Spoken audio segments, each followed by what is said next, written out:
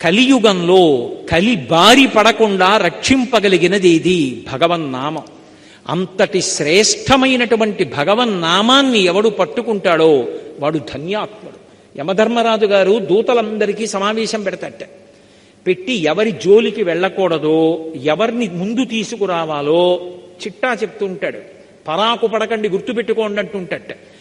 ఎవరిని ముందు తేవాలి అంటే, ఎకసక్కమునకైన ఇందిరారమణుని పేరు సలపంగలేని దుర్భాషితులను.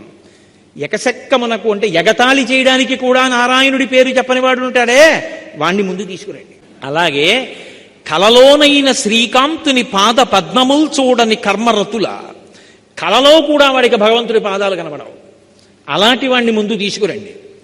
అలాగే కేవల కథాప్రశంసకునైన కృష్ణ కథాప్రశంసకు చెవి యొగ్గలేని దుష్కథా ప్రవణుల,